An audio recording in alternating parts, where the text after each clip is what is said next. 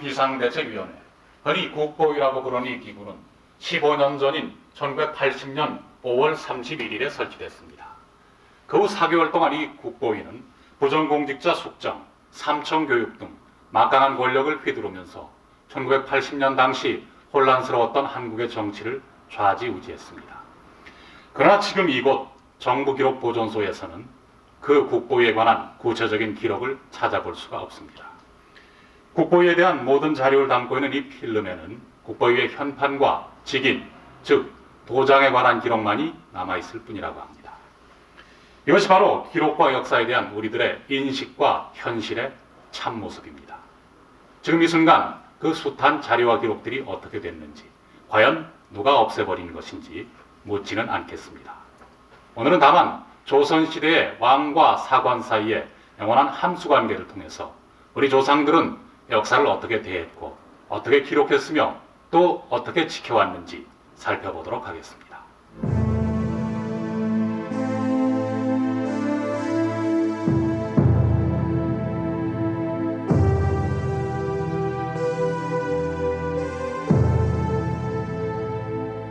아니되옵니다. 그것만은 아니되옵니다, 전하. 아니 뭐라고? 아니 된다고요? 예, 전하. 아니되옵니다. 허허.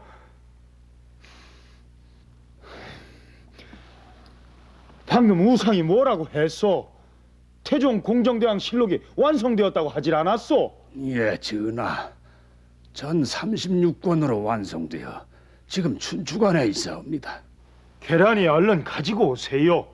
내 아버님의 치적을 기록한 것이니 내 자세히 읽어볼 것이요. 전하, 왕은 실록을 보실 수가 없사옵니다. 통촉하시옵소서. 내가 그걸 모르는 바가 아니요. 다만 나는 아버님의 치적을 읽고 그것을 귀감으로 삼으려고 합니다. 귀감으로 삼을 성현의 말씀이 많사온데 굳이 실록이어야 할 이유가 없사옵니다. 어허, 우상! 전하, 선왕의 실록 중에는 간혹 전하의 마음에 들지 않는 기록도 있을 것이옵니다. 만약 전하께서 보시고 이것을 고치고자 하신다면 역사를 바로 보존하기가 어렵사옵니다. 내 한자도 고치지 않겠다고 약조를 하지요. 그래도 안 되겠소? 안 되옵니다, 전하. 정녕 안 된다는 말씀이요, 우상! 아니 되옵니다.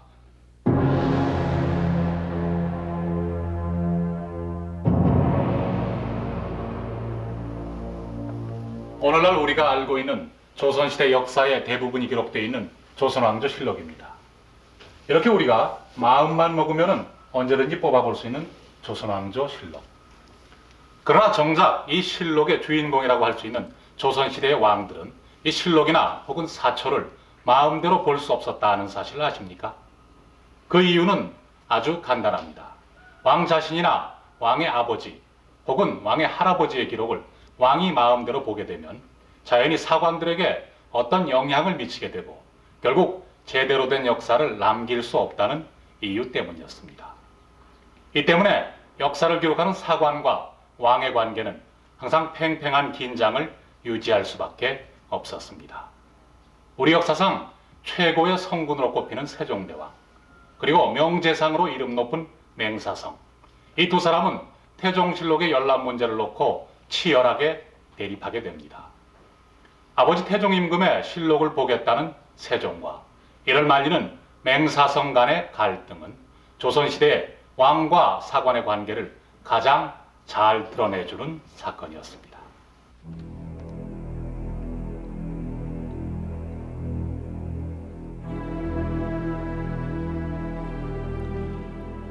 성군 세종. 그가 조선시대 최고의 태평성대를 이룩할 수 있었던 것은 아버지 태종의 절대적인 뒷받침이 있었기에 가능했다고 해도 과언이 아니다.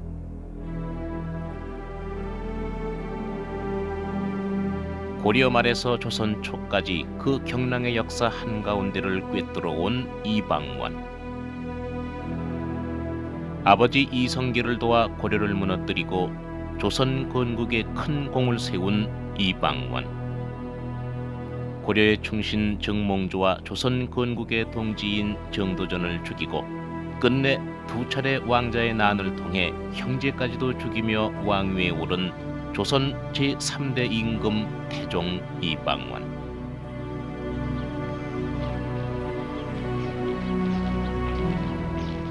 그 태종의 셋째 아들로 왕위를 이어받은 세종. 세종은 아직 태종이 생존해 있을 때 왕위를 물려받았고 태종이 승하하자 서둘러 태종실록 편찬에 착수했다. 원칙적으로 실록은 한 임금이 물러난 지 3대가 지나야 편찬하게 돼 있었다. 그것은 관련자들이 모두 죽은 후에 편찬해야 객관적으로 서술할 수 있다는 생각 때문이었다. 그러나 세종은 자신이 왕위에 있을 때 아버지인 태종의 실록을 편찬하기로 한 것이다. 이에 맹사성이 편찬의 총책임을 맡아 세종 13년에 태종실록을 완성하자 세종은 실록의 열람을 요구하지만 사관들의 거센 반발에 부딪힌다. 역사를 왜곡하지 않고 후세에 전하기 위해서는 임금이 실록을 보면 안 된다는 것이 그들의 주장이었다.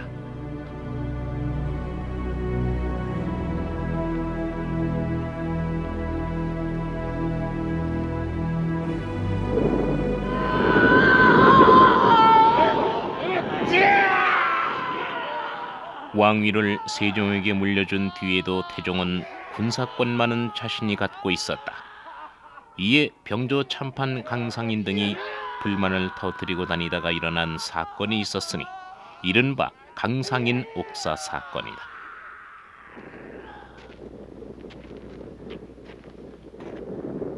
상왕께서 갖고 계신 병권을 주상전하께 드려야 한다고 말을 한 사실이 있으렸다.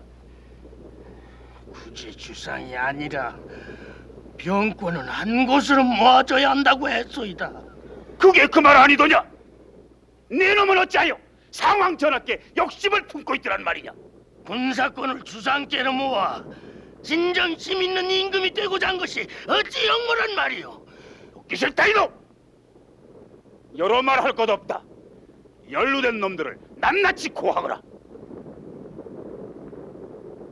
여봐라! 예! 이놈들을 더욱 심하게 다루어라! 예!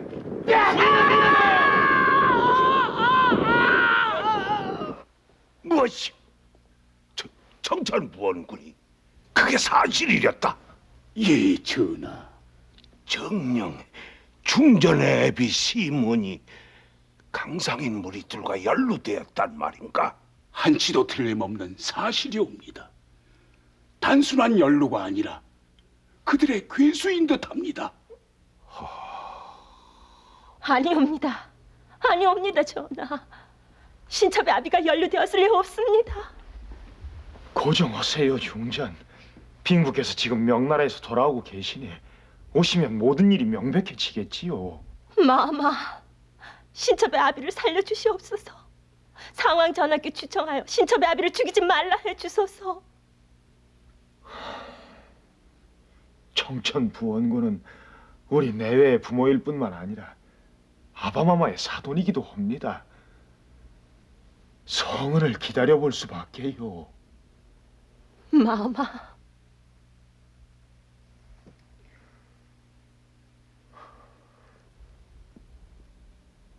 알겠습니다, 전하. 왜 이러시오, 중전? 아비가 대역죄를 저질렀는데 그 딸이 어찌 국무의 자리에 앉아 있겠습니까? 중전. 이제 신첩을 폐비하라는 상수가 잇따를 것입니다. 신첩 조용히 벌을 기다리고자 합니다. 중전. 마마.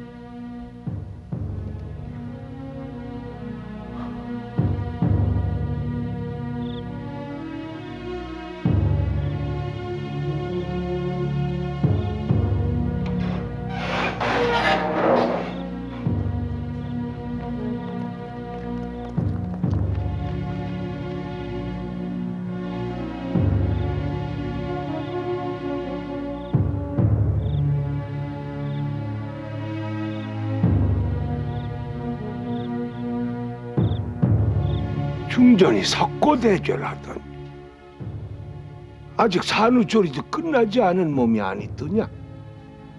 불효를 용서해 주시옵소서. 상왕 전하, 시몬을 어찌하리까? 이미 자신의 입으로 죄상을 낱낱이 자백했습니다.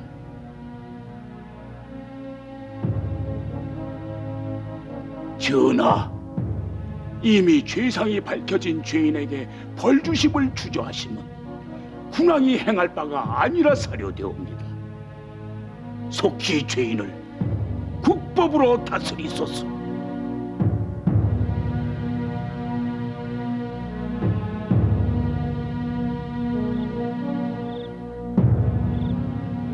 죄인 스스로 자백을 했다 하니 다행한 일이오. 시몬이 역모를 저질렀다고 하나 이 나라 주상의 장인이요 나의 사돈이며 이 나라 국모 중전의 애비요. 하니 어찌 다른 사람과 똑같이 대하겠소?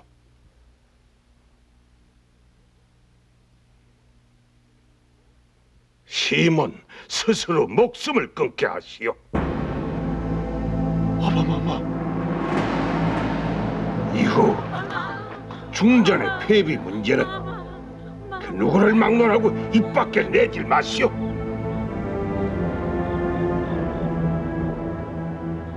괴로울 것이니라. 허나 그 또한 임금의 길인 것을 아바마마, 날 원망하거라. 허나 내 참뜻을 알 날이 있을 것이다. 내가 진정으로 바란 것이 무엇이었는지, 내가 무엇을 바라고 이토록 악업을 짓는지 알 날이 있을 것이다. 아바마마, 가서 중전을 잘 위로하거라. 부디 심기를 굳게 가지라고 전하고. 이미 이 나라의 국모요 나의 며느리가 아니더냐. 망극하옵니다.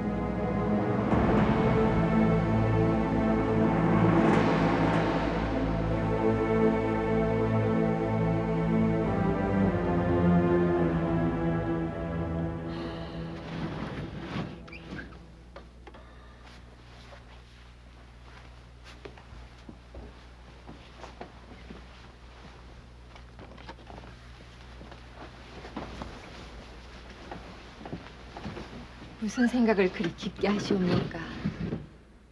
아니요.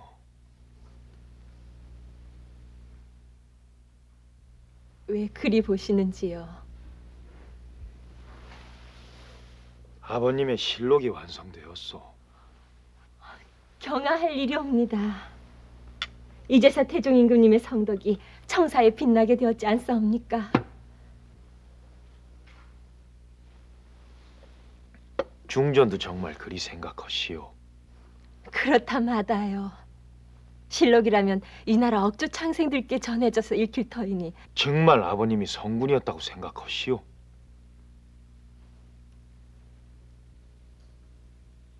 과연 실록에도 아버님을 성군이라고 기록을 했을까요? 그 숱한 비바람, 또 장인 어른과의 일은 어떻게 기록이 돼 있을까요? 전하, 설마 나는 궁금합니다. 내가 생각하는 내 아버님과 역사가 평가한 내 아버님이 얼마나 다른지 두렵기도 하고요. 혹시 실록을 손수 보시려 함인지요?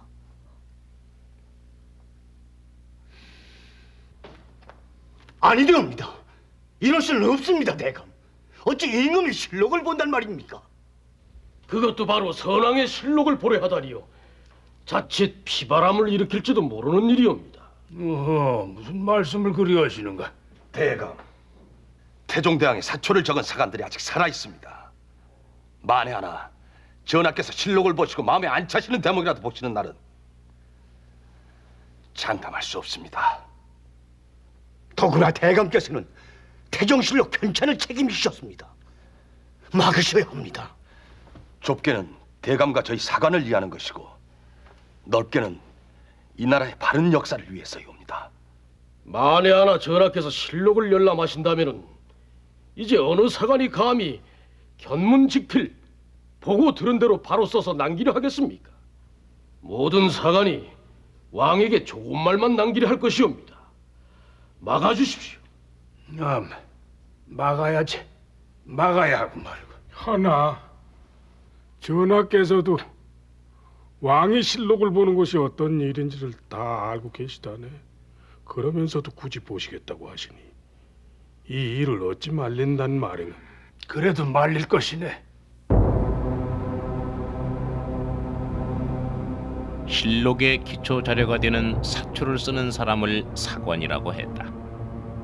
언뜻 보면 속기사처럼 보이는 이들은 왕의 말과 행동을 낱낱이 기록했다. 이들은 교대로 궁중에 숙직하면서 잠시도 사초 작성을 게을리하지 않았으며 흔히 조계 경연등이라고 불리워지는 임금의 일상 직무와 백관회의 연회 등의 행사에도 꼭 참석했다. 그리고 이 실무를 맡은 사관은 품계는 비록 칠품 이하로 낮았지만 그 임무가 워낙 중요한 것이어서 사관의 자격 요건은 매우 까다로웠다. 이 윤초공이란 인물을 어떻게 생각하십니까? 예, 합당한 인물이에요. 아이고, 그런데 이 김순영이는 안 되겠는데요. 뭐요? 김순영이가 안 된단 말씀이요? 예. 김순영이라면 학문에도 뛰어날 뿐더러 사람 또한 진중하기로 이름이 나지 않았소. 예, 그것이 그런데 아직 혼인을 하지 않은 것이 마음에 걸립니다.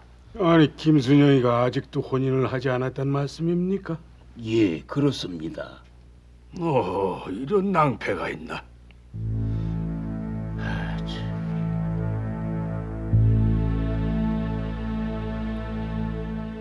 지금 생각하면 결혼을 안 한 것이 무슨 문제가 되는지 선뜻 이해가 안 되지만 그 당시로서는 당연한 일이었다.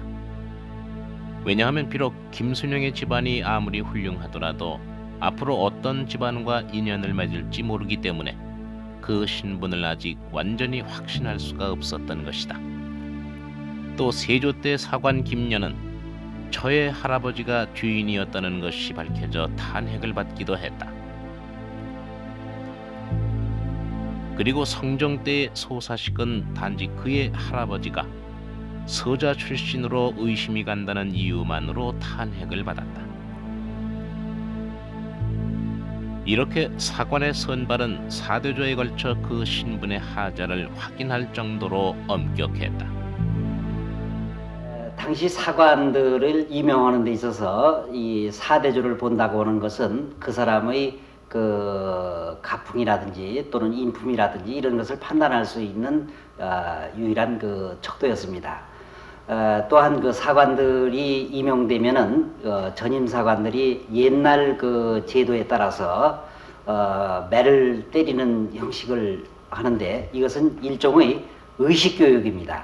왜냐하면은 사관들이 이 왕들이 싫어하는 일을 그 보고 또 기록하려면은 경우에 따라서는 많은 수모를 그 당할 수 있기 때문에 이를 극복할 수 있는 의식이 필요했기 때문입니다. 그리고 경우에 따라서는 사관들은 생명을 바칠 수 있는 각오가 돼야 역사를 그 숨김없이 올바르게 기록할 수 있습니다. 이런 그 사관들의 기록에 의해서 이루어진 것이 바로 조선왕조 실록의 기록입니다.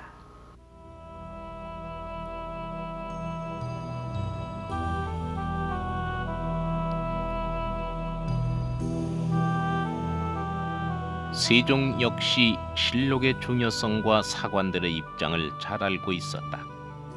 그리고 왕이 실록을 열람하면 정확한 역사 기록에 얼마나 나쁜 영향을 끼치는지도 잘 알고 있었다. 그런데도 세종은 아버지 태종의 실록 열람에 대해서는 집요한 의지를 보였다.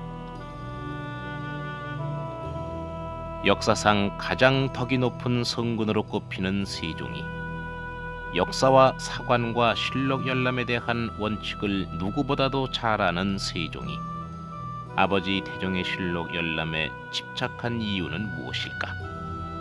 왜 세종은 안 되는 줄 알면서도 그토록 아버지 태종의 실록을 보고 싶어 했을까?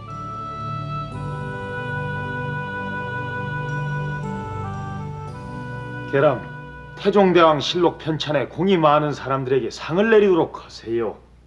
성의 망극하옵니다. 특히 태종실록 편찬에 모든 책임을 지고 일해준 우상에게 감사하오. 이 모두가 전하의 은덕과 사관들의 노력 덕분이옵니다. 내 경들에게 간절히 부탁하겠소. 태종대왕의 실록을 보여주시오. 전하, 부디 그 말씀만은 거두어 주시옵소서. 선례가 없는 일뿐만 아니라 자손 만대까지 큰 영향을 끼칠 말씀이옵니다.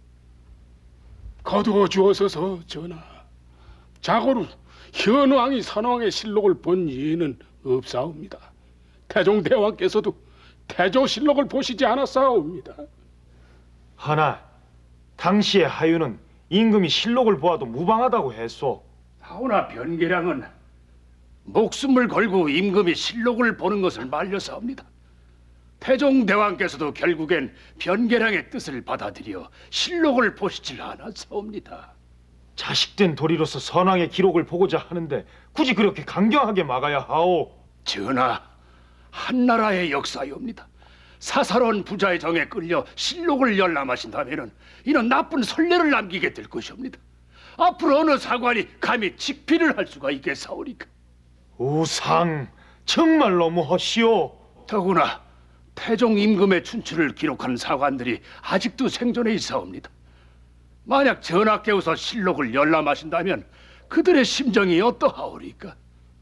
선왕에 대해 어떤 기록을 했든 사관을 두고 뭐라 하진 않겠소. 전하, 저 사관들도 지금 이 자리에서 일어나는 모든 일들을 낱낱이 기록하고 있사옵니다. 부디 전하의 현명하신 판단이 누대까지 전해지도록 통촉하시옵소서. 우리가 지금 이러한 내용을 알 수 있는 것도 사관이 바로 이 자리에서 왕의 일거수일투족, 말 한마디 한마디에 이르기까지 정사의 모든 일들을 기록해서 남긴 이 실록이 있기 때문입니다. 사관은 호평, 즉 찬양과 비난, 옳고 그름을 가리는 것을 궁극적인 목표로 삼았습니다. 그렇게 옳고 그름을 가리기 위해서는 먼저 사실을 있는 그대로 정확하게 기록해야만 했습니다. 그러나 왕의 곁에서 사초를 기록하는 소위 입시 문제를 놓고 사관은 항상 왕과 갈등을 빚어야만 했습니다. 사관은 조금이라도 더 자세하고 정확한 기록을 후세에 남기기 위해서 왕에게 가까이 가려고 애썼고, 반면에 왕은 자신의 흉허물까지도 모두 기록해서 역사에 남기려는 사관을 가급적 멀리하려고 했기 때문입니다.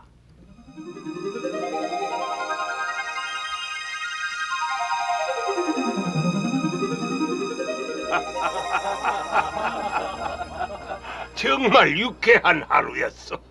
자, 드십시다.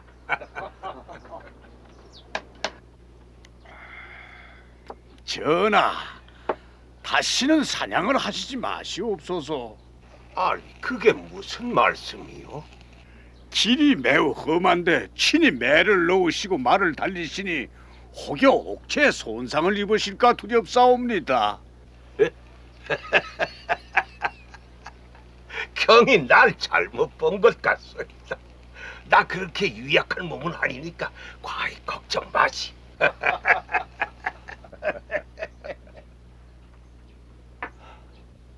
아니, 저자는 사관이 아닌가? 예, 그렇사옵니다. 아니, 사관이 어찌 여기까지 왔는고? 예, 전하. 사관으로서 신의 임무를 피할 수 없기 때문에 왔사옵니다.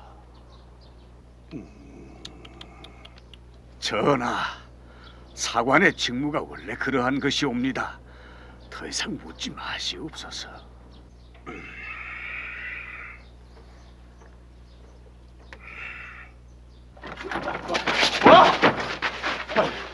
대체 이게 무슨 뜻이냐? 당장에 물러서지 못할까? 글쎄 여기는 들어갈 수가 없습니다. 너희들이 정녕 내가 누군지 몰라서 이러느냐? 난 사관이란 말일세, 사관. 글쎄 사관이고 오가지고 가네. 어명 없이 들어갈 수 없습니다. 어허, 감히 환관주제에 어명을 빙자하다니. 비켜거라. 와 이놈들아! 와 이놈들아! 전하! 이러시면 아니옵니다, 전하! 전하! 이러시면 아니옵니다. 그 참 끈질기도다. 전하, 지나치게 사관을 피하심도 옳지만은 않사옵니다. 이곳은 정살 돌본다기보다는 내가 편히 쉬고 싶은 곳이요. 허니 앞으로도 사과는 드리지 마시오.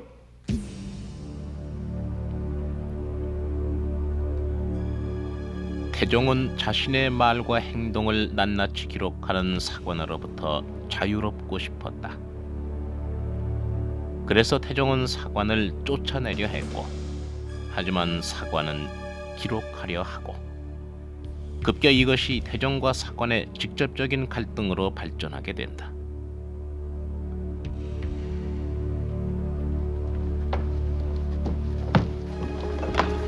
지금 들어갈 수가 없습니다.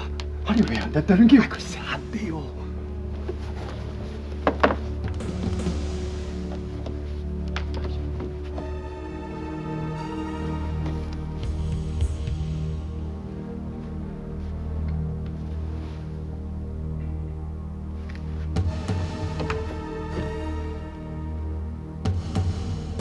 사관이라고.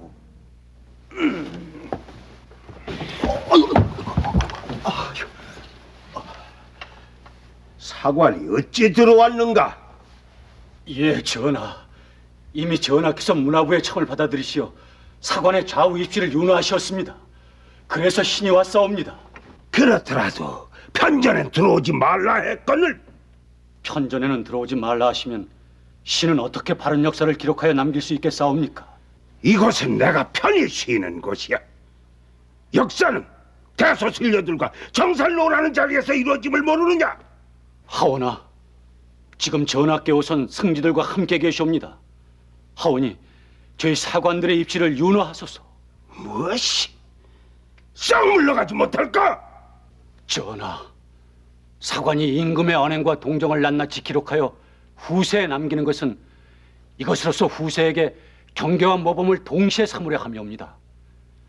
만약 전하께서 오늘 신을 내치시어 기록하지 못하게 하신다면은 전하의 덕망을 후세에 전하지 못할까 두렵사옵니다. 전하. 전하, 윤호하소서. 전하. 왕 가까이서 사초를 기록하려고 하는 사관 민인생의 시도는 집요하게 계속됐다. 마침내 태종은 민인생을 귀양 보내고 만다. 전하, 민인생을 귀양 보낸 것은 부당한 일이옵니다. 또한 사관이 조계에 입시토록 허락해 주시옵소서. 전하, 매번 조계 때마다 전하의 아름다운 말씀과 백성을 위한 선정이 베풀어짐에도 사관이 없어 후세에 전하지 못할 일이 안타깝사옵니다. 사관 민인생은 내가 경연을 하면 병풍 뒤에서 이어듣고 연회를 베풀어 내가 연회장에 나가면 몰래 쫓아들어왔어. 게다가 내가 사냥을 나가면 얼굴을 가리고 쫓아오곤 했어. 이는 아무리 사관이라도 신하가 왕한테 행할 바가 아니라고 여겼지요. 그리고 지난해 어떤 사관은 내전에까지 들어왔어요. 사정이 이런즉 굳이 사관이 여기까지 들어오는 것을 허락하고 싶지 않소. 조선 왕조실록을 보면 유난히 태종과 사관의 갈등이 많이 보인다.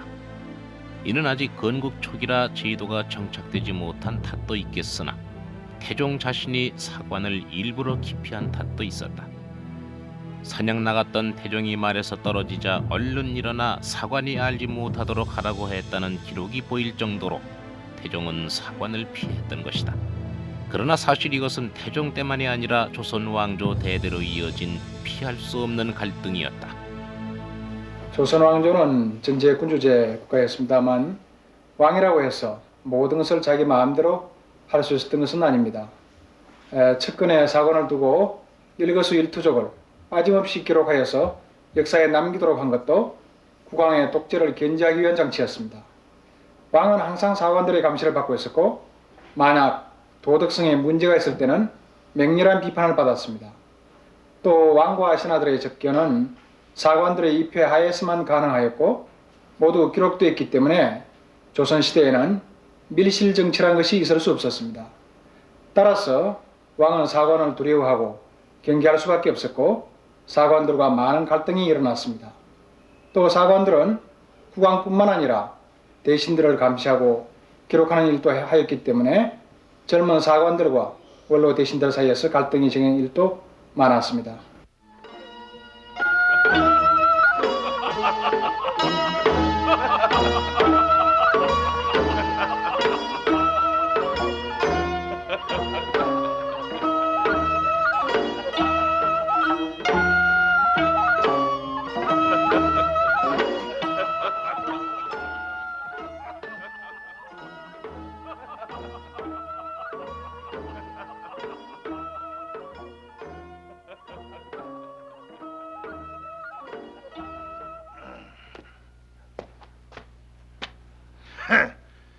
뭐 이따위가 여기 서 있는 게야? 내 이놈 당장 물러가지 못할까? 내 이놈을 나가오라 이놈! 여기가 어딘데 내 깐놈이 얼쩡거리는 게 썩 나가지 못할까? 썩 나가지 못하겠느냐 이놈아? 지시야 이게! 여기가 어딘데 내 깐놈이 얼쩡거리는 게? 지시야 이게! 이놈! 나는 사관이다. 네가 어찌 나를 몰아내려 하느냐? 사관? 사관이 뭐 하는데 쓰는 물건인지 나는 모른다 이놈아! 이놈! 전하께서 사신을 맞아 연회를 베푸는 자리에서 사관을 내쫓으려 하다니 그냥 넘어가지 않겠다 이놈! 저런 졸장부 같은 놈 왜 피해가는 게냐? 사관이란 것들은 그렇게 모조리 졸장부다냐?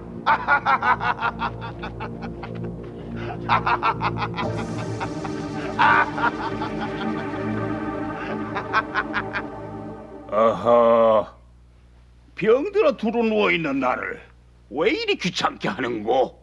지금 김심의 일 때문에 조정이 발칵 뒤집어졌습니다. 연일 우리 사헌부에 김심을 벌주라는 공문이 쏟아져 들어오고 있습니다.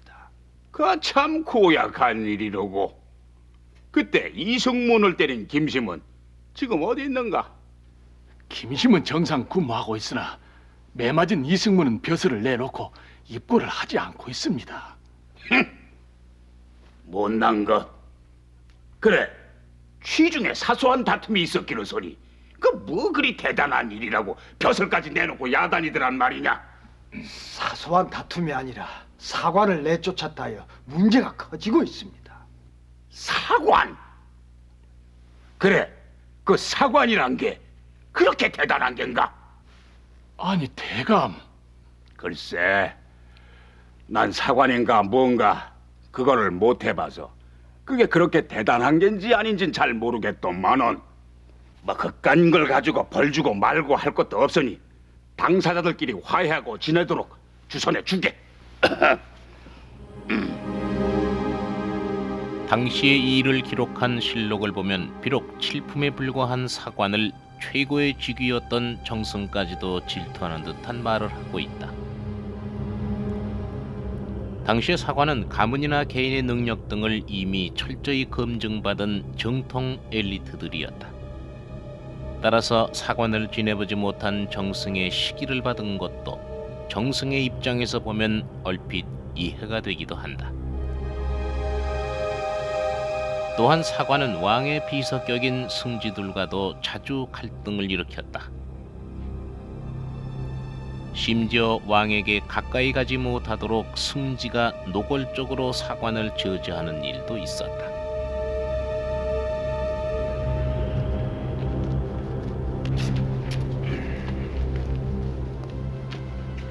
잠깐. 왜 그러시옵니까?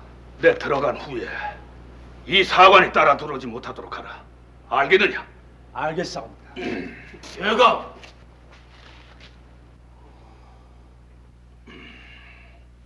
만약 들여보냈다가는 니들 목숨이 살아남지 못하리라.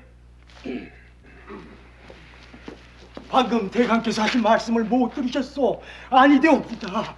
전하시오, 나 사관이. 아니되옵니다. 어허, 이런 법이 어디 있더냐? 글쎄 이러시면 아니되옵니다. 이 이놈들 비켜나래.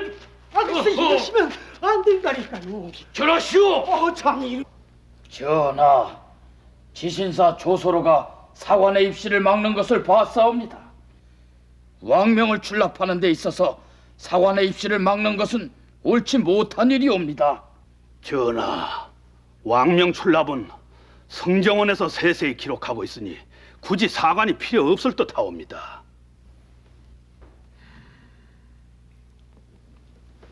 승정원 승지들과 사관의 생각이 어찌 같겠소? 사람마다 보는 눈이 다르고 생각이 다르니 기록 또한 다를 것이고 다양한 기록을 남기기 위해서라도 사관의 입시를 허락하세요. 이렇게 사관들은 하나씩 난관을 극복하며 견문직필의 원칙, 즉 보고 들은 그대로 적어야 한다는 원칙 아래 국정에 관한 모든 것을 기록해 나갔다. 그러나 사관은 단순히 기록만 하지는 않았다. 실록을 보면 사신왈, 즉 사신은 논한다로 시작하는 사관 자신의 평가가 보인다. 여기서 그들은 왕과 대신들의 행위 등 당시의 정치를 평가까지 하고 있다. 이것은 곧 사관들이 왕과 대신들에 대한 견제의 기능을 훌륭히 수행하고 있음을 의미한다.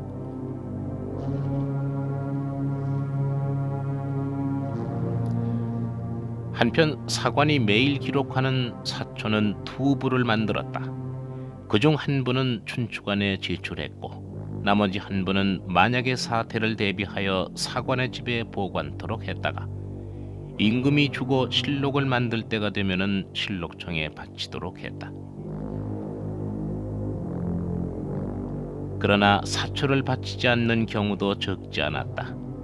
아예 사초를 없애버리거나 심지어 사초를 숨겨두었다가 무덤에까지 가지고 가는 사관도 있었다.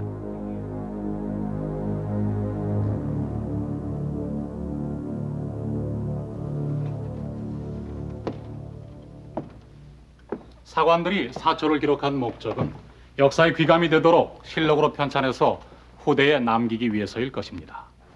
그런데 왜 일부 사관들은 사초를 나라에 바치지 않았을까요? 그것은 왕을 비롯해서 자신이 비판했던 사람들에게 그 내용이 알려질 경우 후환이 두려웠기 때문이었습니다. 그래서 사초를 바치지 않거나 혹은 사초의 내용을 고치는 경우까지도 발생했던 것입니다.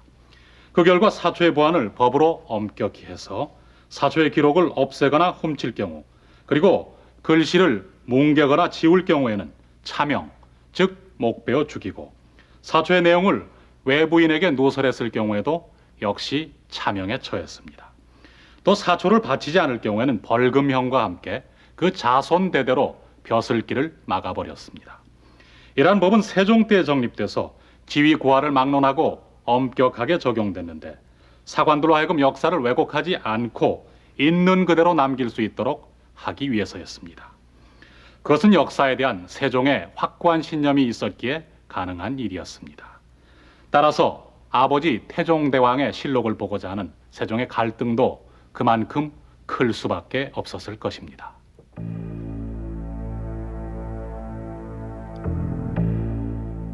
세종은 즉위 7년 후 아버지 태종의 실록을 편찬하기 위해 사관들의 집에 보관하고 있던 사초를 제출하도록 했다. 그러나 몇 달이 지나도록 김한로, 최진성, 김과 등이 사초를 바치지 않았다. 이에 법에 의거하여 세종은 이들 사관에게 백은 20냥을 벌금으로 내게 하고 그 자손들을 금고에 처해 대대로 벼슬길을 막아버렸다. 이들 중 김한로는 세종의 큰 형인 양녕대군의 장인이었다.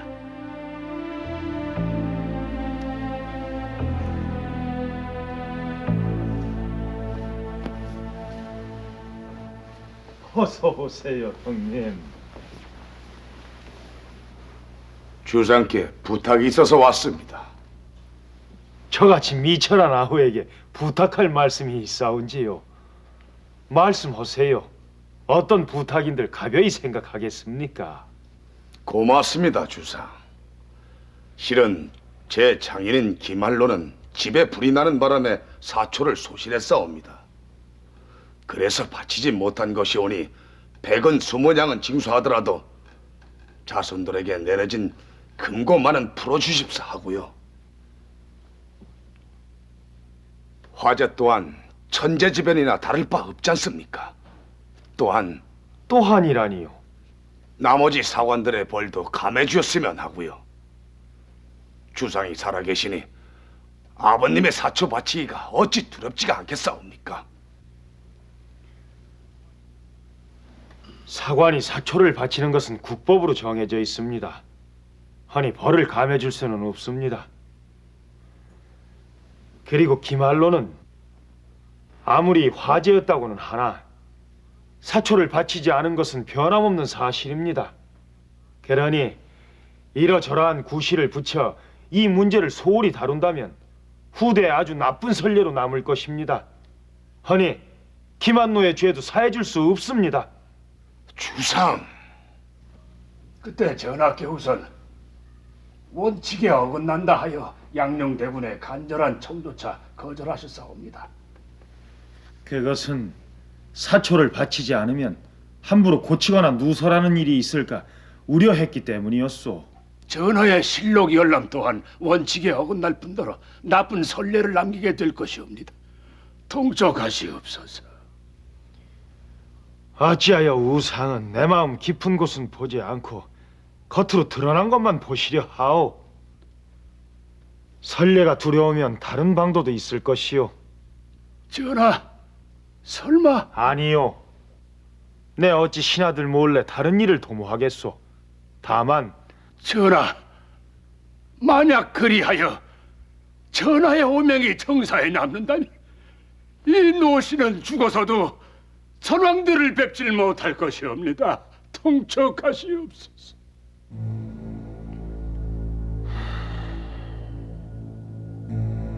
왜 이토록 어렵단 말인가? 자식 노릇과 왕 노릇을 함께 하기가 만극하옵니다.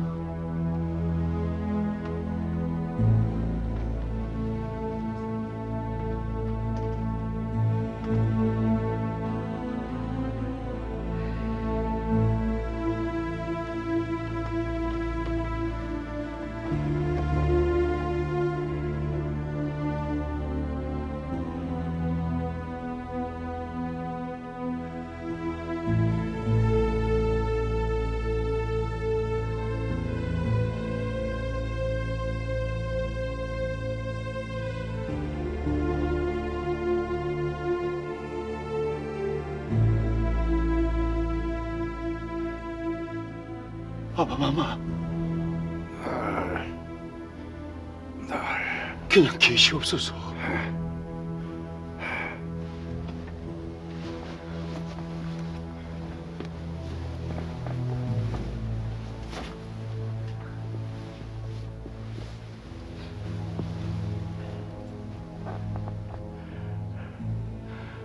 돌이켜보면 참으로 험난한 날들이었다. 아바마마, 난 이제 더 할 일이 없어요. 중전, 예, 아바마마. 중전의 애비 시몬의 일 참으로 미안하고 내 저 세상에서 사돈 만나 다 사죄하겠소. 아바마마.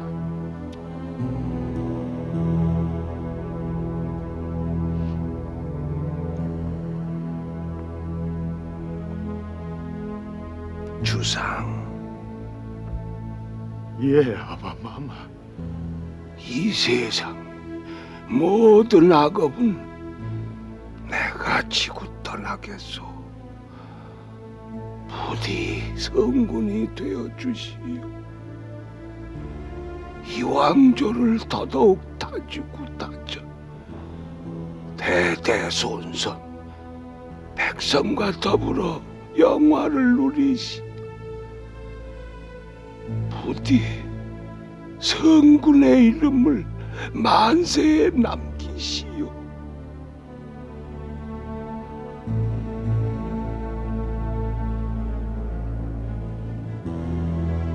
아바마마. 아바마마.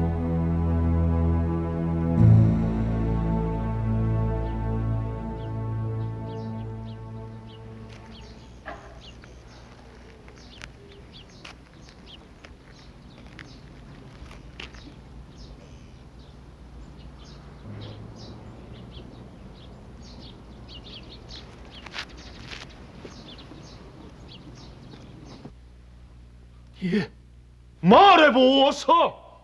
전하, 경은 내 아버님 태종대왕을 어찌 생각하시오? 말씀해 보시오. 경은 전조 고려 때부터 벼슬길에 오른 사람이니 내 할아버님, 내 아버님에 대해 잘 알 것 아니오. 그래, 어찌 생각하시오? 전하, 고정하소서. 신은 그저 도대체 그 실록이라는 것이 무엇이오? 거기에 내 아버님을 어찌 적어놓았길래 이토록 나의 애를 끓이며 보여주질 않는 것이오? 전하, 이 늙은 것을 죽여주시옵소서. 이 몸에 죄가 많아 전하의 신기를 어지럽히옵니다. 죽여주시옵소서. 그대의 죄를 묻고 있음이 아니질 않소. 내 아버님에 대해, 내 아버님의 기록에 대해 묻고 있는 거요. 태종대왕에 대해서는 한치의 고필도 없사옵니다. 오로지 진실된 역사만이 기록되어 있을 뿐이옵니다. 그 말끝마다 역사. 도대체 그 역사란 것이 무엇이오? 자식도 보지 못하는 애비의 역사가 무슨 소용이란 말씀이오? 저 두꺼운 책 속에 갇혀있는 역사가 도대체 무슨 소용이란 말씀이오? 이리 내놓으시오. 내 읽은 연후에 마땅히 교훈을 찾을 것이오. 내놓으시오. 전하, 어서 내놓으시오. 전하, 아니 되옵니다. 태종대왕께서도 전하께서 실록을 보시는 것을 원치 않으실 것이옵니다. 전하, 이제 이 나라는 바야흐로 종묘사직이 반석 위에 오르고 백성들은 태평성대를 누리기 시작했사옵니다. 하서 소신들은 이제 죽어도 한 채 여한이 있을 수가 없사옵니다. 다만 선왕 태종대왕께서 당부하시기를 전하를 성군으로 인도하라 하시었거늘 오늘에 와서 전하께서 성군의 길을 버리시고 사사로운 부자의 정에 얽매여서 실록을 보시고자 하오니 이 불충을 어떻게 갖겠사옵니까? 청하옵건대 소신 등을 죽이시고 실록을 보시옵소서. 통촉하시옵소서. 정녕 그런 것이오. 역사란 것이 그토록 중요한 것이오. 왕이 두려워하는 것은 오직 두 가지, 역사와 하늘뿐이옵니다. 이제 그 역사를 지키지 아니하면 왕은 무엇을 두려워하겠사옵니까? 또한 두려움이 없는 왕은 끝내 성군의 길로 가질 못하옵니다.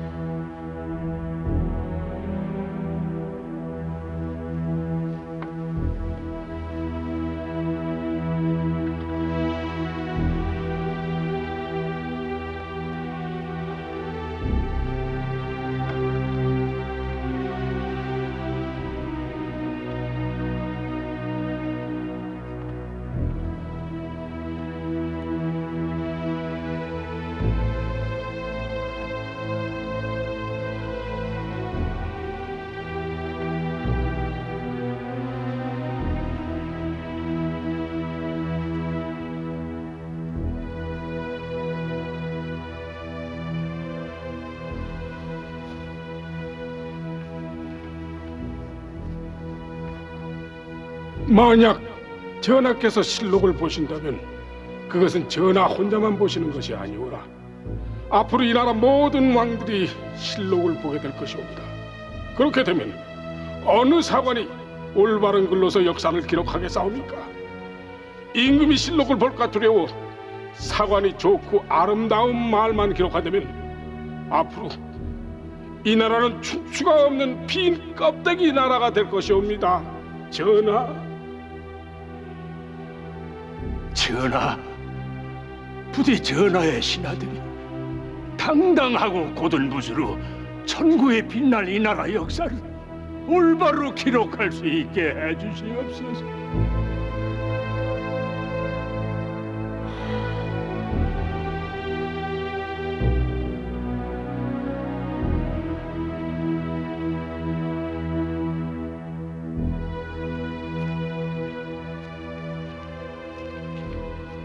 정말 궁금했다오.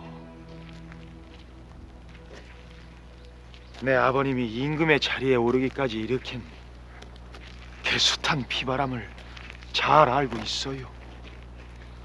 심지어 형제끼리도 사륙전을 벌였어. 그 모든 것들이 역사엔 어떻게 기록되어 있는지 참으로 궁금하구려. 선왕에 대한 전하의 효심에 감복할 따름이옵니다. 과인은 알고 있어요.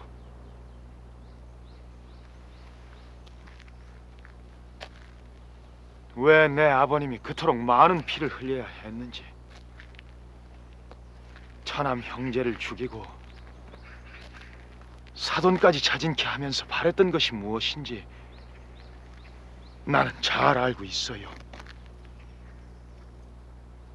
그것은 바로 튼튼한 왕실, 튼튼한 나라였어요. 역사도 그걸 알까요? 사관도 아버님의 진심을 알고 있습니까? 아니면 내 아버님을 그냥 본대로만 적어 놓았습니까? 만극하옵니다. 하오나 전하. 됐어요.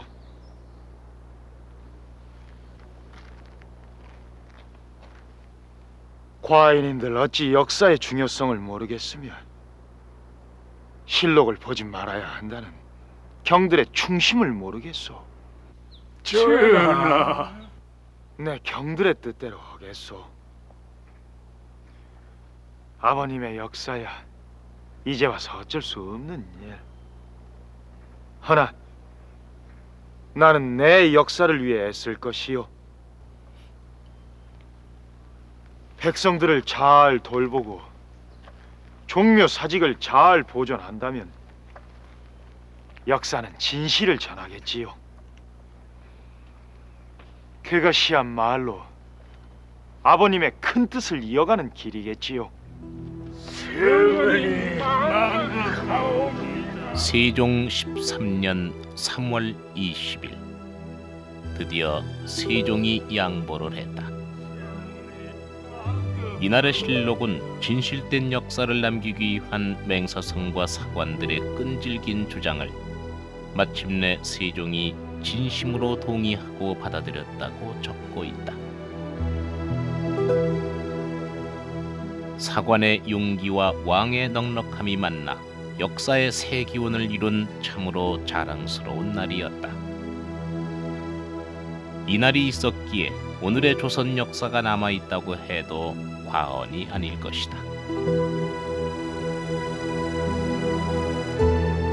조선왕조실록 원본이 총 1893권에 이르는 방대한 분량의 조선왕조실록, 500년 조선왕조의 거의 모든 것이 기록되어 있는 역사책입니다. 우리는 오늘 이 실록을 둘러싸고 벌어졌던 숨막히는 갈등, 그 한 장면을 보았습니다.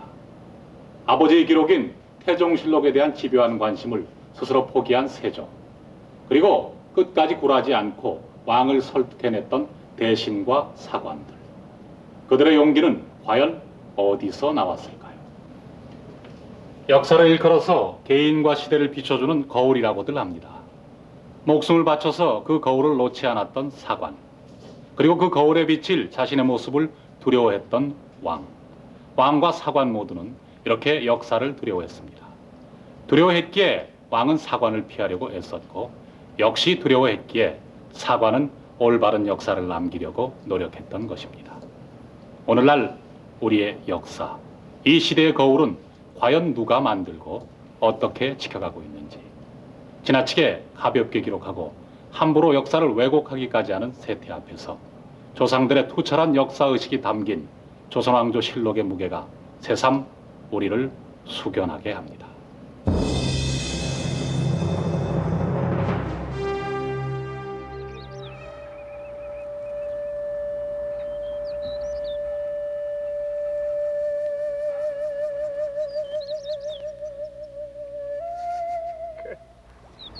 투구소 소리는 여전하시구려. 이거밖에 친구할 게 뭐가 있겠어. 이젠 이놈 볼 날도 머지않았구려. 그 무슨 소리? 잠시 요양을 하셨다가 다시 축사를 하셔야지요. 나고 죽는 것이야 하늘의 뜻인데 어찌 맞겠어. 이젠 서서히 갈 차비를 해야지요.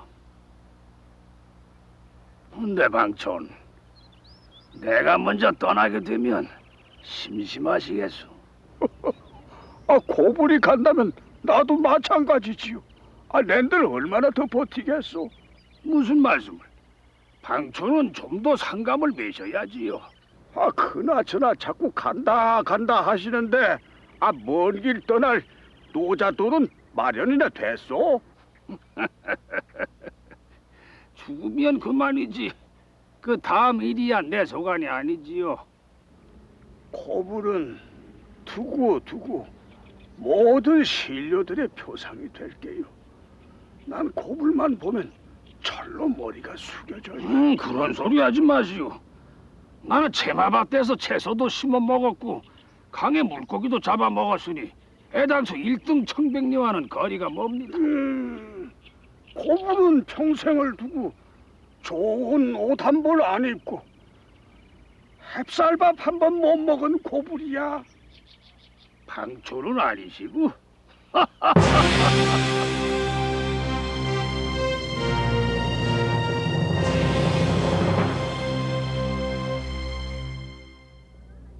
세종 같은 임금에 황희 같은 정승이면 살맛이 난다 라는 말이 있습니다. 바로 태평성대를 이룬 임금과 재상을 두고 하는 말입니다. 조금 전에 보신 장면은 이렇게 후세 사람들이 칭송에 맞이하는 황희가 76살의 나이로 좌의정의 자리에서 은퇴한 맹사성을 찾아가서 나눈 대화의 한 부분입니다. 두 사람의 이 대화에서 알 수 있듯이 황희와 맹사성은 누가 더 낫다고 하기 힘들 정도로 철저한 청백리의 삶을 살았습니다. 역사의 라이벌, 오늘 이 시간에는 같은 시대를 살면서 후세의 그 우열을 가리기 힘든 청백리로서 널리 알려진 황희와 맹사성의 삶을 살펴보고 그들이 오늘의 우리들에게 주는 교훈을 생각해 보도록 하겠습니다. 흔히 태평성대 상징처럼 여겨지는 세종조. 임금이 훌륭하면은 오히려 재상들의 활약이 가려지기 쉬운 법인데도 황희와 맹사성은 조선조의 가장 훌륭한 재상으로 또 가장 추앙받는 청백리로 지금까지 남아 있습니다. 황희와 맹사성, 그들의 삶은 과연 어떠한 것이었을까요?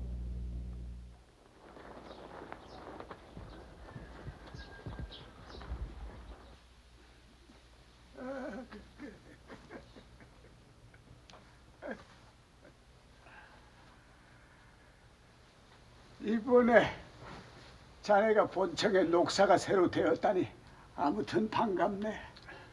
고맙습니다, 영상대가. 그래. 이 녀석들, 좀 조용히들 하거라. 손님이 오셨느니라.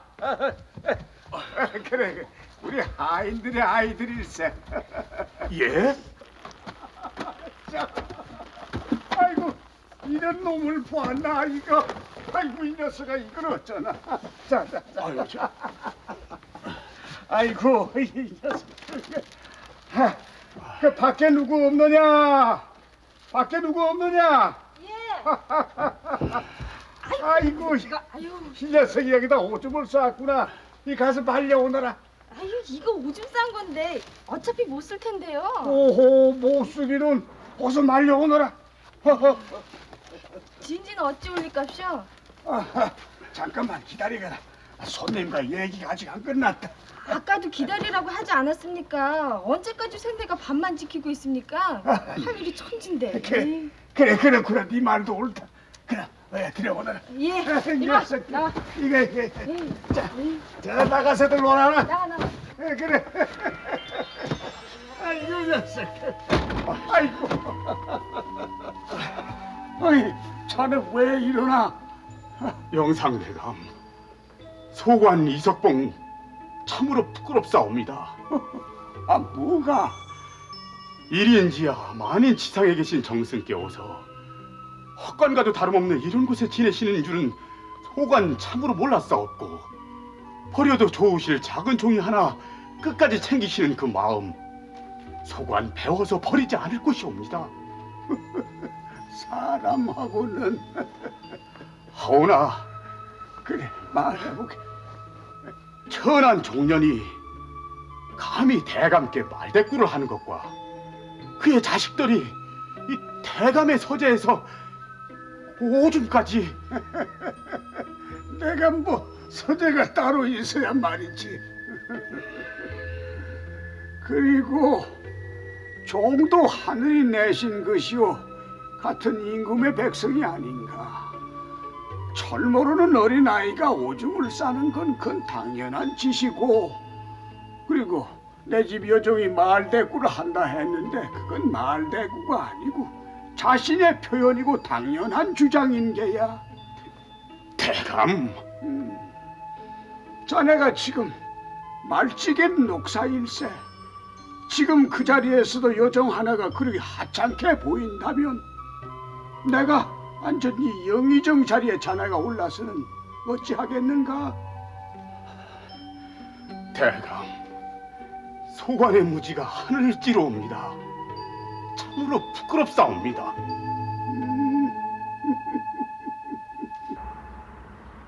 이리 오너라.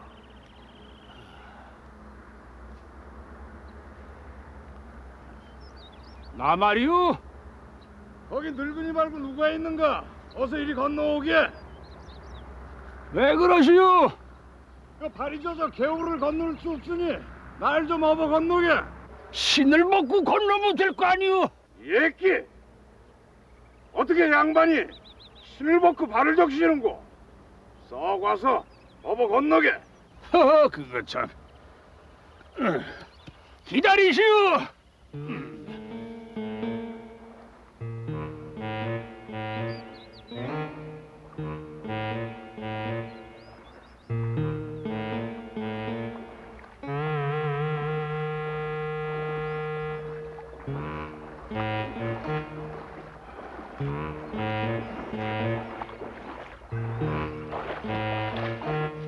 양반이 오라면 냉큼 오지 않고서 어서 업어 건너게. 선비님 보다시피 내가 좀 늙어서 아유 하여간 어피시오. 아유.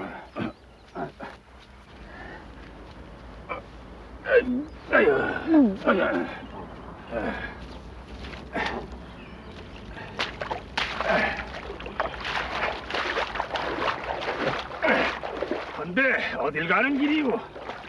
건너 마을 정자에 지회에 간다네. 나도 그쪽에 산다고. 그렇다면은 오불대감을 알겠구먼. 예예. 오늘 그거 정자에 오신다길래 내 뵈러 가는 길일세. 아이고. 근데 어물 대감께서 이렇게 늙은이나 부려먹는 당신 같은 선비를 좋아할까 모르겠어. 예끼, 그 양반과 산것은 근본이 다른 법인데 무슨 소리고? 여기까지 건네왔으니 기왕이면 길도 좀 안내를 하게. 그럽시다. 거기 나도 볼 일도 좀 있고.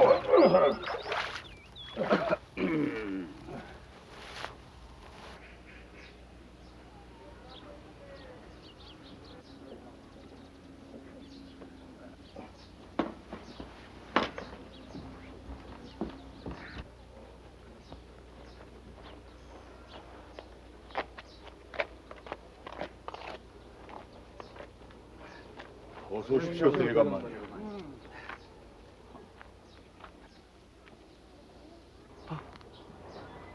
이보시오 선비님, 어서 오르시지 않고 뭘 하시오? 누이신지요, 대감만이? 저 내가에서 만난 친구일세. 어서 이리 오시게. 내가 바로 그 맹고물일세. 대감마님, 죽을 죄를 졌사옵니다. 어찌 이러시는가? 아까는 그렇게 당당하더니 지조 있는 선비께서 어찌 이렇게 갑자기 달라졌는고? 죽여주시옵소서, 대감. 일어나시게. 양반이 있는 것은 상것들이 있기 때문이고, 양반이 편한 것은 그들의 헌신과 고생 때문일세. 진정으로 그들을 위할 줄 모르는 선비라면 어찌 글을 읽었다 할 것인가? 황송하옵니다. 그대가 나를 욕을 보였으니 대신 벌주나 한 잔 하시고 시 한 수 읊어보게.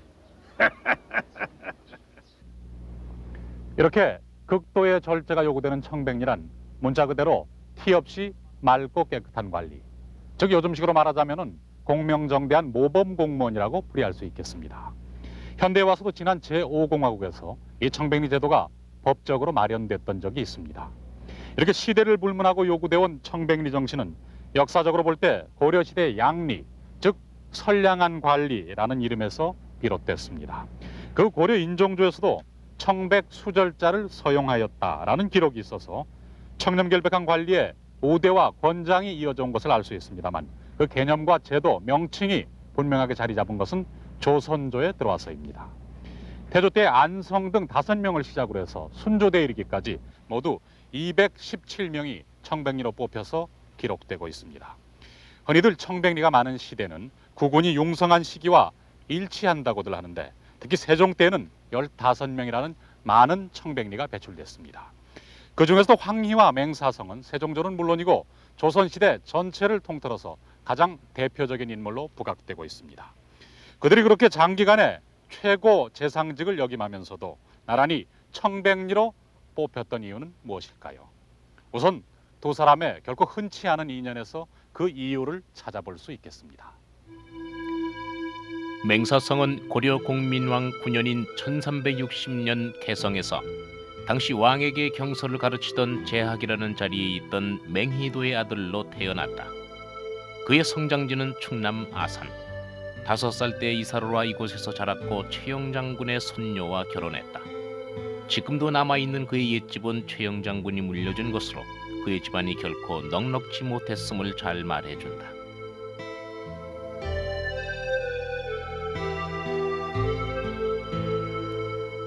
맹사성은 동국 삼강 행실도에 효행이 기록돼 있을 정도로 널리 알려진 효자였다. 10살 때 그의 어머니가 돌아가셨다.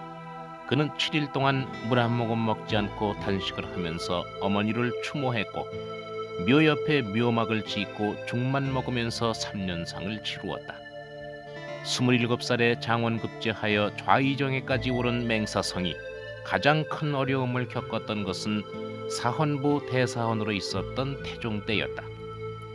영모죄로 밀고된 태종의 사위인 부마 조대림을 대사헌으로서 신문하고 벌한 것이 태종의 큰 노여움을 산 것이다. 그러니까 결국 부맛집의 하인으로 있던 목윤회가 자신의 죄를 면하기 위해서 부마를 무고했다, 그런 말씀이요? 그러하옵니다, 전하. 방금 전 모든 걸 실토하였다 하옵니다. 그럼 그렇지. 그토록 어질고 심약한 부마가 반역이라니. 한데 부마 지금 어디 있는가? 당장 들라 이르라.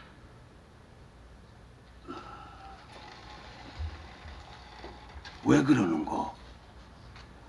당장 부마를 입식게 하라지 않았는가? 전하, 망극한 일이오나 지금 부마께서는 어째?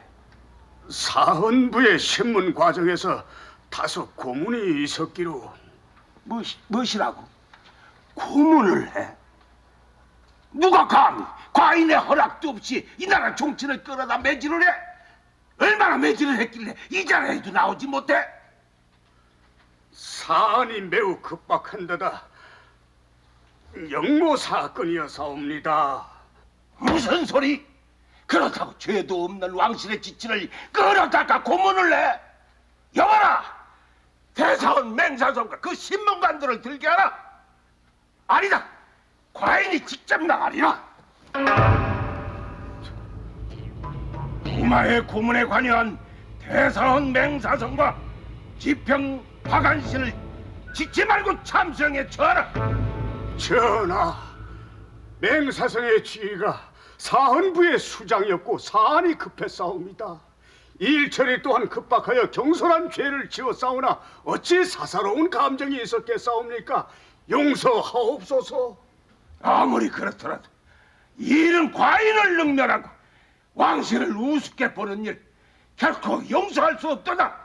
전하, 맹사성이 지은 죄 비록 크오나 한 번도 은혜를 베푸소서.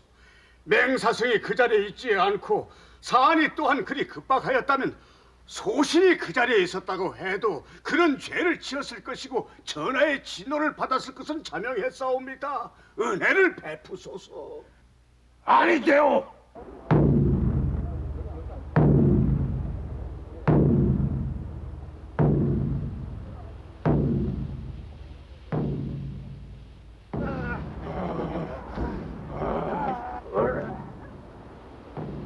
이보시오, 박공. 우리가 비록 이렇게 죽게 되었지만 우리의 직무에는 결코 소홀함이 없었어. 하늘을 우러러 한 점 부끄러움이 없소이다 그려. 맞습니다.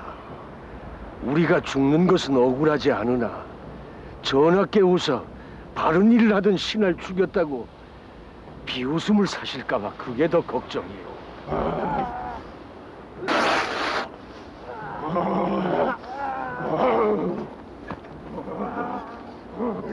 멈춰라!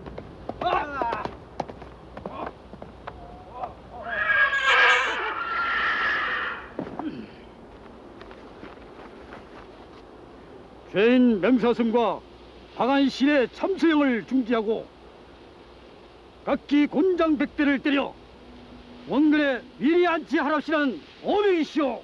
전하,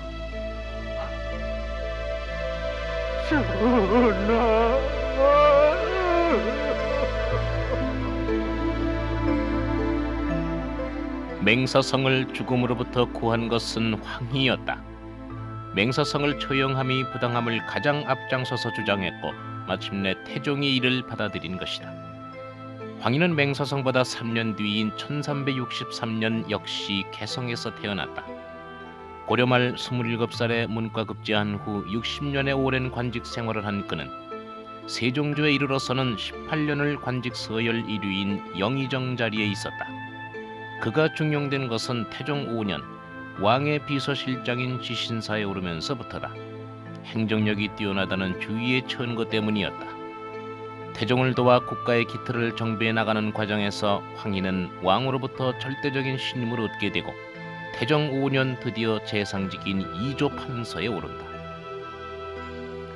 그러나 다음 해 일찍이 받아들인 양녕대군을 세조로 봉했던 태종은 양녕이 결코 왕의 제목이 될 수 없음을 알고 그를 폐하고자 했다. 태종으로서는 대단히 어려운 결정을 내렸으나 황희는 이를 반대한다. 이 판은 지금 무슨 소리를 하고 있는 게? 세자는 이미 덕을 잃고 경망돼 그 본분을 지키지 못하는 만인이 아닌 터. 어찌 경이 폐세자를 부당하다 한다는 말씀이요? 전하, 적장자를 세자 자리에서 폐하심은 천부당 만부당한 일이옵니다. 이미 덕을 잃었다 하지 않는가? 세자 저하의 실덕은 얼마든지 바로잡을 수 있는 일이었고 부족함은 메꿀 시각이 있사옵니다. 그만한 일로 천하의 공의를 저버리시면 전하의 도리가 아니옵니다. 공의를 저버리다니. 아니 누가 공의를 저버린다는 말씀이요? 이런 무례한 자를 만나 썩 물러가거라. 전하, 통촉하시옵소서. 전하께 없으면 어찌 어려우셨던 지난 날을 잊으시나이까? 무엇이 어째? 내 이름 내가 지금 날 훈계하는 것이더냐? 여봐라! 이놈 당장 끌어내둘까라! 전하 아니되옵니다. 폐쇄자는 아니되옵니다. 전하 통촉하시옵소서. 전하 아니되옵니다. 전하 이조판서 황희를 공조판서로 좌천하라. 통촉하시옵소서. 전하 공조판서 황희를 평안도 도선무사로 내려보내라. 전하 아니되옵니다. 세자를 패할 수는 없사옵니다. 전하 황희의 모든 관직을 삭탈하고 그를 경기도 교화에 유배하라. 전하 족장자인 세자를 패서는 아니되옵니다. 전하 후보 살피시옵소서. 황희의 죄 비록 그오나 그가 어찌 다른 뜻이 있었겠사옵니까? 부디 유배만은 거두어 주소서. 그는 충직한 신하이옵니다. 전하 듣기 싫소. 그 자는 나를 기만하였어. 저를 내가 어찌 생각을 했는데 이럴 수가 있나. 전하 부디 유배만은 거두어 주소서. 황희가 비록 공신은 아니더라도 나는 그를 공신처럼 대우하여 하루 이틀만이라도 보지 못하면 반드시 불러서 봤고 내 곁에서 떠나지 않게 했소. 하나 이제는 아니. 전하 황희에 대한 태종의 분노가 워낙 컸기에 대부분의 신하들이 침묵을 지켰지만 맹사성은 황희를 적극 변호했다. 결국 태종은 황희의 유배를 명한다. 양령 세자를 물러나게 할 수밖에 없는 자신의 입장을 가장 잘 알리라 믿었던 황희가 이를 끝까지 반대하자 끝내 유배를 보낸 것이다. 그러나 태종은 신하로서 소신을 굽히지 않는 황희에게 엄한 벌은 내리지 않았다. 큰 벌인 유배를 보냈지만 유배지는 가까운 파주였고 나중에는 황희의 고향인 남원으로 하여 노모를 부양케 하는 배려를 했다. 황희가 관직에 다시 오른 것은 유배 6년 만인 세종 5년, 그것도 상왕인 태종의 천거에 의해서였다. 지방으로 좌천됐다가 6년 만에 중앙직에 오른 맹사성은 이때 의정부 찬성사였다.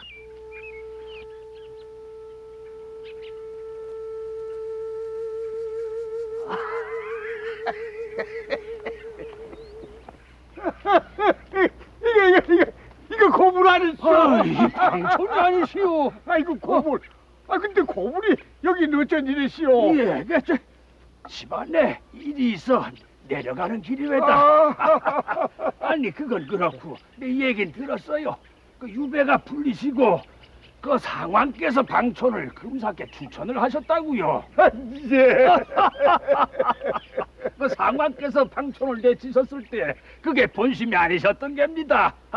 그러니 또 몸소 천거를 하여 이렇게 부르셨진 않았습니까? 그 고불도 고생이 많으셨지요. 저승문덕에서 방촌의 덕으로 돌아왔지요. 무슨 말씀을?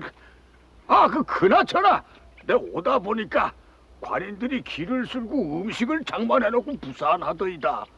한양에서 높은 사람이 지나간다는 게 나 누군가 했더니 바로 고분이셨군요.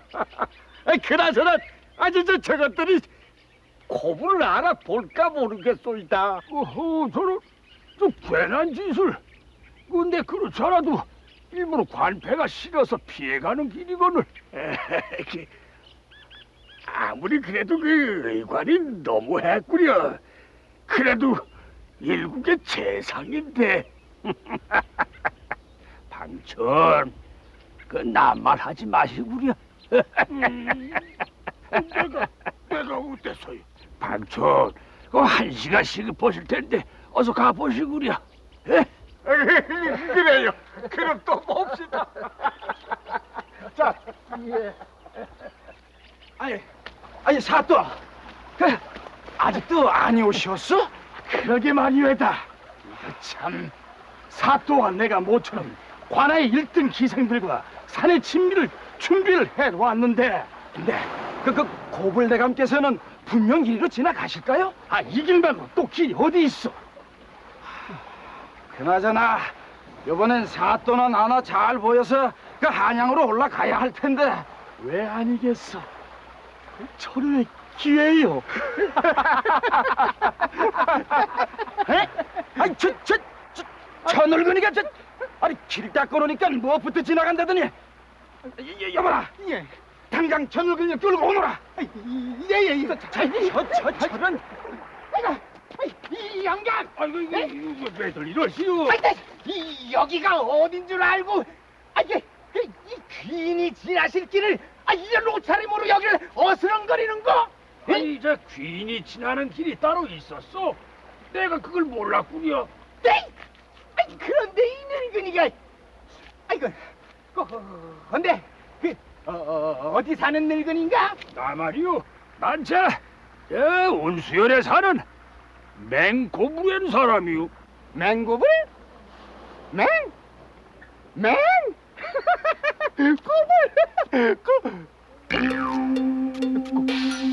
고불? 그럼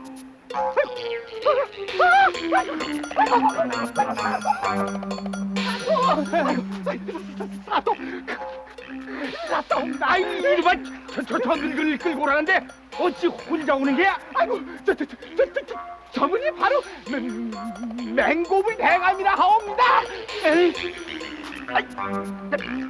나는 가겠소이다. 아이 이런 불교체가 있나? 나 모르겠네. 사또! 사또! 저 음식들은 어떻게 하고요? 아이고, 이 기생들은 어떻게 하고? 사또!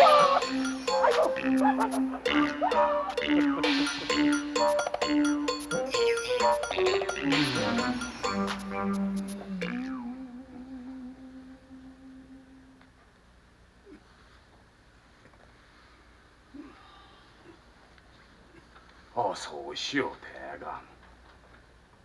상왕께서는 그대를 특별히 과인에게 천거하시면서 과거의 모든 직첩과 과전을 돌려주라 하시었소.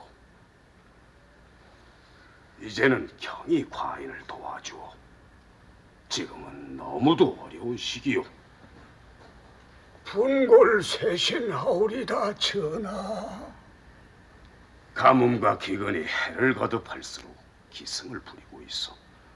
특히나 강원도 냉해는 극에 달해서 민심이 흉흉하오. 전임 관찰사가 규율에 실패를 해서 원성이 자자하니 경이 속히 달려가서 살펴주오.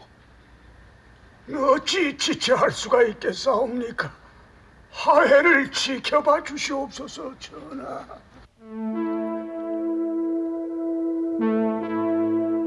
당시를 기록한 실록에는 강원도에 내려간 황희가 가뭄에 시달리는 주민들을 위해 구황을 훌륭히 해낸 것으로 돼 있다. 당시 강원도의 가뭄은 7년간이나 계속돼 그곳 주민의 3분의 1인 3천여 가구가 다른 지역으로 이주할 정도로 극심했다. 황희는 부임하자 장계를 올려 농사종자로 백성에게 빌려준 곡식을 받지 말 것과 곡물 또한 없앨 것을 요청하고 이를 시행한다. 흉년일수록 심해지는 지방관리들의 부패를 척결하여 백성의 부담을 줄인 것이다. 또 식량 대용물을 구하기 위해 산골 곳곳을 찾아 나섰고 마침내는 죽실을 발견 이를 밥처럼 지어 먹도록 했다. 강원도 삼척 소공대에는 당시 황희의 업적을 기리는 선정비가 지금도 남아있다.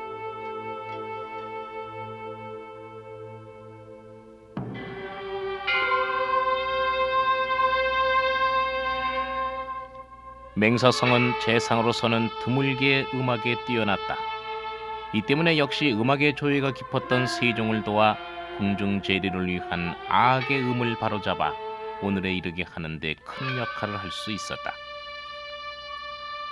음률에 밝았을 뿐만 아니라 악기를 다루는 데도 뛰어난 소질이 있어 고려 때부터 전해오던 민속음악인 향악도 정리 발전시켜 세종시대의 문화를 어느 시대보다 융성케 했다. 그의 집에서 들리는 대금 소리로 집에 있는지를 알 수 있을 정도로 음악을 좋아했던 맹사성은 세종에게 박연을 추천하여 악기를 제조케 함으로써 중국 악기에 의존해야 했던 악 연주를 우리의 것으로 가능케 했다.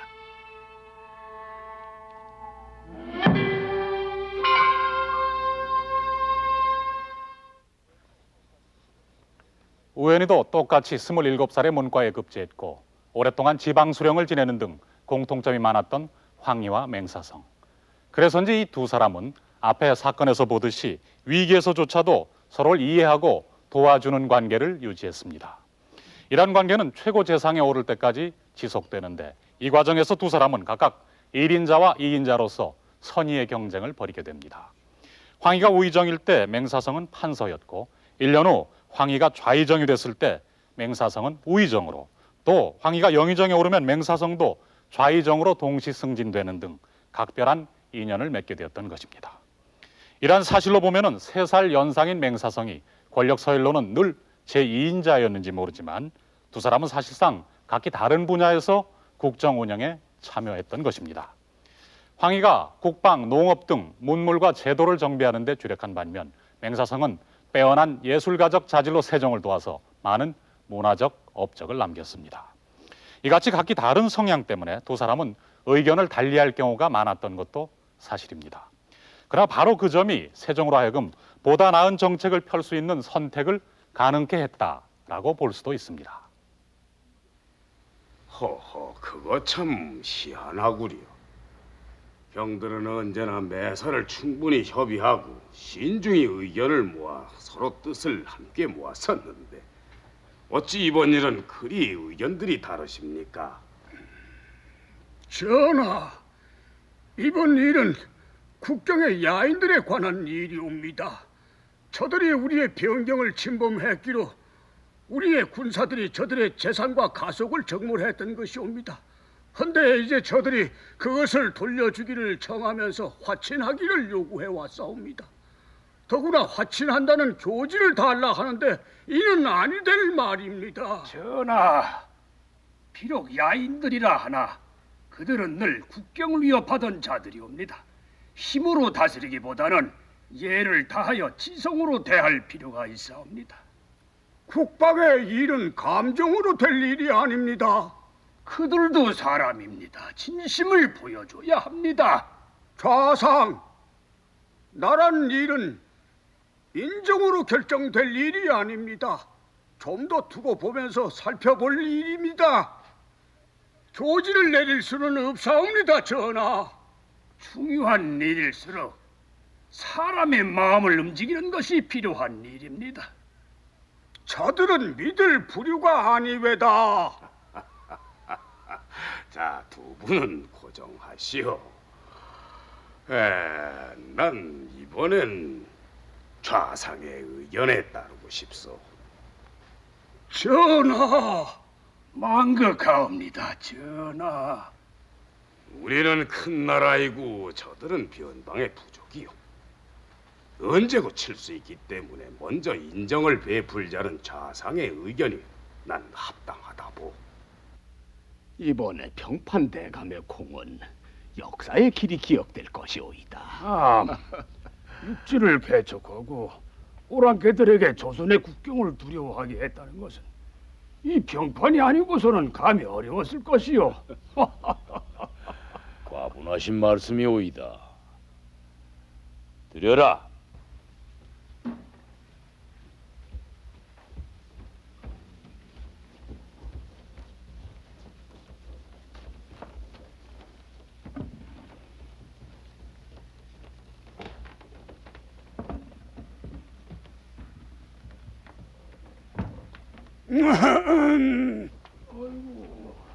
영상대감, 어서 오시오소서. 근데 이 주가상들은 웬 것들이오, 병판? 진지들을 두신 시각이 워낙에 오래되어 시장하실 것 같아서 준비를 했사옵니다. 그래요. 근데 이것들은 다 어디서 나온 음식들이요? 저희 병조에서 준비한 것이 옳습니다만. 이런 터무니없는 일을 보았나? 병조에서 준비를 했다. 이 보시오 병판! 예, 대감. 대감이 병조의 수장이라 해서 병조의 물건을 마음대로 사용하라고 어느 조문에 떠있까? 함부로 쓴 것이 아니라 원로 대신들을 모시고자. 병조의 재물은 병사들의 훈련과 나란 일에 쓰자고 맡겨놓은 것인데 어찌 사사로이 마음대로 쓴단 말인가? 곡식 하나도 백성들의 것이요 식혜 한 방울도 백성들의 피와 땀일게야 걔 누구 없느냐? 어서 이 상도를 걷지 못할고 그리고 성장호가 사원부에 일러 병조판서 김종서의 죄를 묻도록 하라. 대감, 영상 어서 시행치 않고 뭐라는 겐가? 예.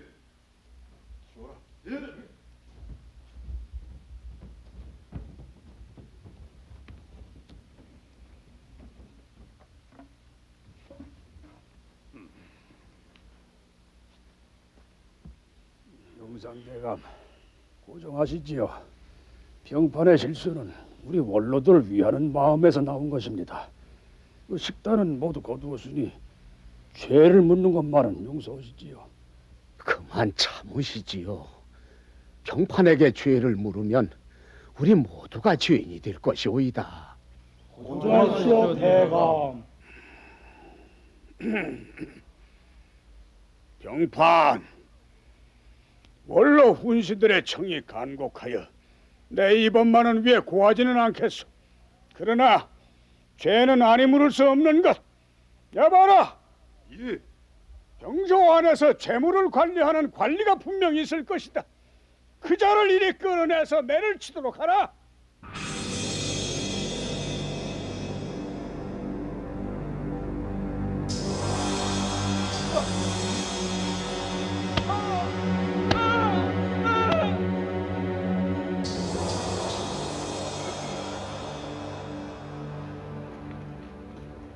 대감, 아무리 생각을 해도 대감께서 병판에 대해 너무 절박하게 하시는 것 같소이다. 아니, 뭐가요? 아니, 그렇게까지 면박을 주시다니요. 한두 번도 아니시고. 언젠가 김종서가 공조 판서로 있을 때예요. 자주 혼내시는 걸 본 기억이 있습니다만은. 그렇습니다. 내 유독 종서에게 심하게 하는 편이죠. 아, 생각을 좀 해보시구랴. 이제 우리는 늙었어요. 이제 머지않아 종서가 우리 자리에 앉을 것인데 지금 그를 바로 가르치지 않으면 언제 그를 가르치겠소? 과연 대감이십니다.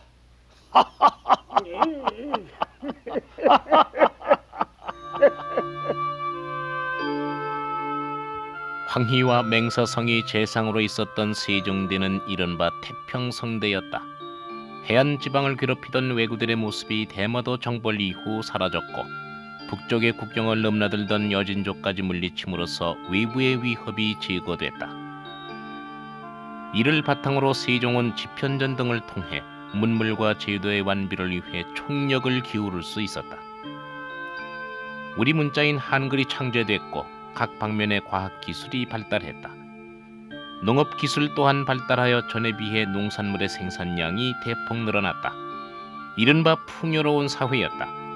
황희와 맹서성은 바로 이 시기 청빈의 모범을 보임으로써 풍요가 낳기 마련인 사치풍조를 잠재우려 했다.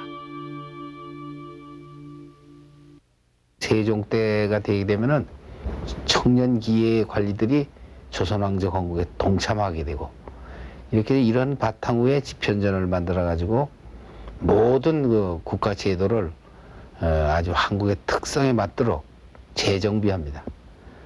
이렇게 인사제도, 관직제도가 개편되는 과정에서 제일 중요한 것이 이 정치 핵심이 되는 문관 관료들의 부패를 어떻게 하면 방지하겠느냐 하는 장치를 생각해서 대관도 뒀고 이 대관의 활동으로 인해 가지고 청백하지 않으면 관직사에 붙어 있을 수 없는 이러한 분위기를 만들어 갔다. 뭐 비단 세종 때뿐만 아니지만 이러한 기풍이 세종대로부터 진작이 돼서 조선왕조 500년간 이 정치 틀을 건전하게 운영하는 그러한 효과를 봤다고 저는 생각합니다. 대감마님, 병판대감께서 오래전에 오셨습니다요. 그래?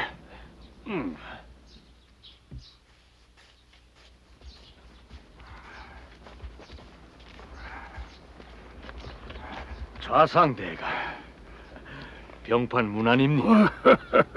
오래 기다리셨는가? 안으로 드세.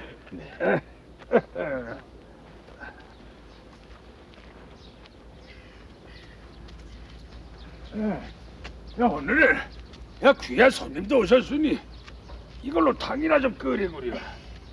탁주도 좀 받아오고. 어서 드시지.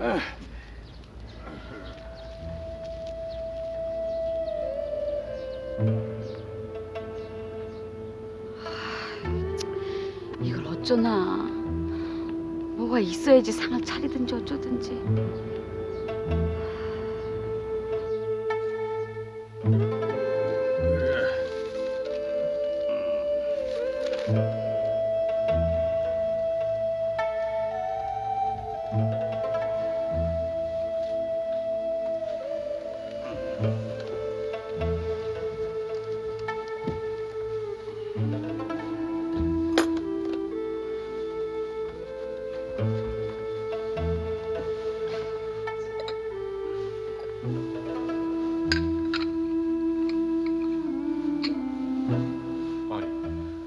왜 그러시오니까? 부인, 예. 이 밥이 예전과 다르니 어쩐 일이요? 모처럼 귀하신 손님이 오셨는데 노구로 받은 곡식은 너무 해가 묵어서 이웃에서 급히 햅쌀을 조금 빌려왔습니다. 무슨 소리를 하는 게요? 내가 성원을 입어 관직이 있으면서 나라에서 내리는 농민으로 사는 것도 황송한 일이거늘 어찌 다른 쌀을 구워온단 말이오? 그냥 드시어요. 우리끼리야 괜찮지만 오늘은 귀하신 손님이 오셨어요. 어허, 이렇게군. 아니 그렇다고 빌려서까지 가져온단 말이오? 그걸 뭘로 갚으려고 그러시오? 너 당장 밥그릇 물리고 너 빌린 쌀도 즉시 돌려주고 오시오.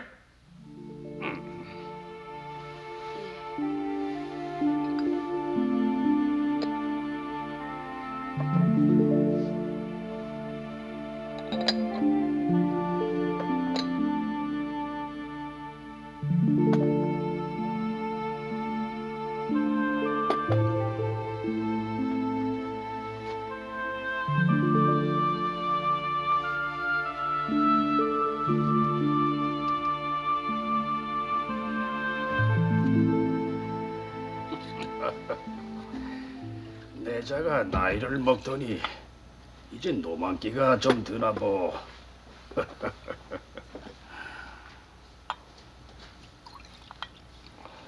됐어. 자, 술이나 드십시다.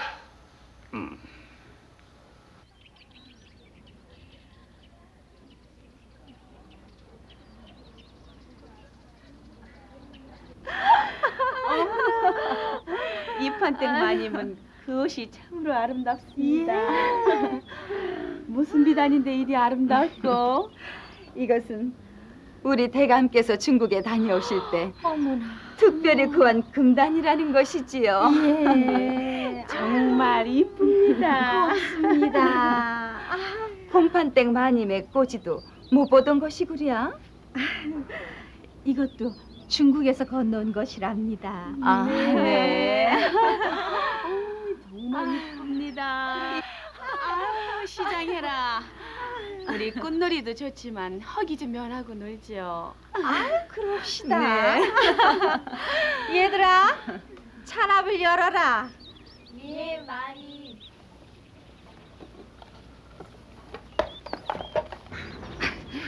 저리로 가십시다. 그러지.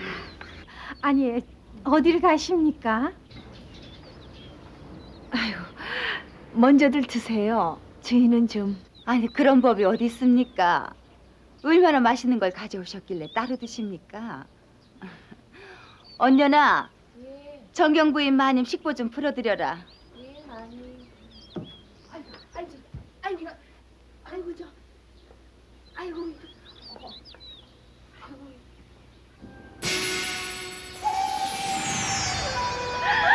너무하십니다. 이런 걸 마님들이 드셔요? 아니, 이런 걸 자시고 소화가 되십니까? 다들 그리 웃으시오. 뭐들이 그렇게 재미있고 우습소? 꽁보리밥과 좁쌀밥, 무말랭이와 절인 깻잎이 그리도 우습소?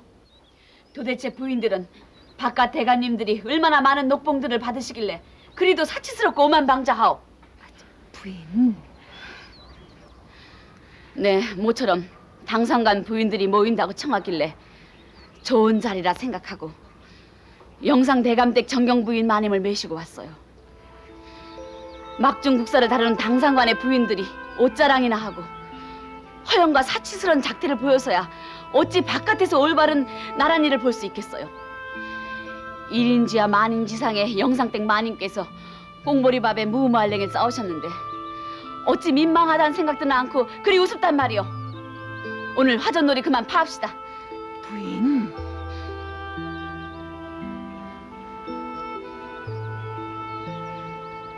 송구하옵니다, 마님. 송구하옵니다.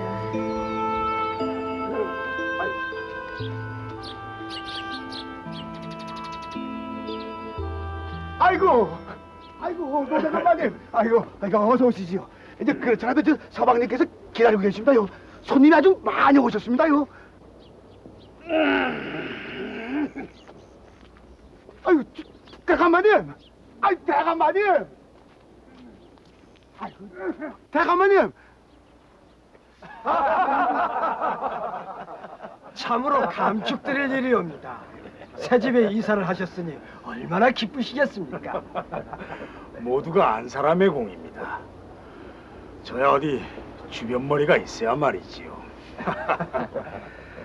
내자가 밤을 새워 20여 년간이나 여기저기 싹바느질로 돈을 모아 치는 집이지요. 오, 저런. 이거 부인께 연령이라도 세워드릴 일입니다. 근데 아버님이 오실 시각인데. 나으리! 나으리! 웬 소란이냐? 저 노대감마님께서 오셨느냐? 오셨다가 문 앞에서 되돌아가셨습니다요. 아니 왜? 쇠내도 영문을 통 모르겠습니다요.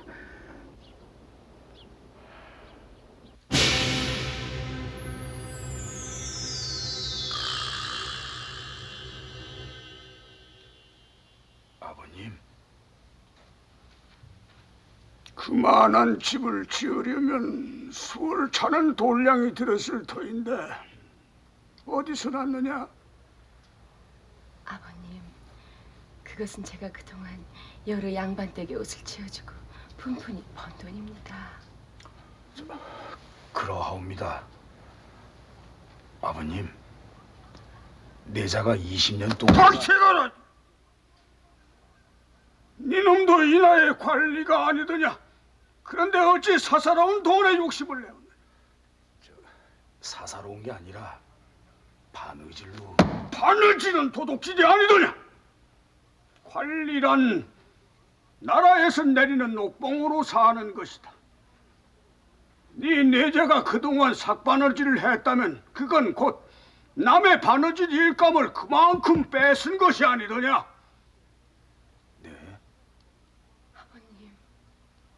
네가 일한 그만큼 남의 집 생계가 줄어들어 관리의 집안에서 다른 수입을 갖는다는 것은 그만큼 부정의 여지와 욕심과 혼탁함이 생기는 법이야. 당장 새로 지은 건물을 헐어버리도록 해라. 아버님. 그동안 남의 일감을 오랫동안 뺏어왔으니 그만큼의 일감으로서 되돌려 주도록. 무엇들 하고 있는 게야? 어서 돌아가서 시행치 않고.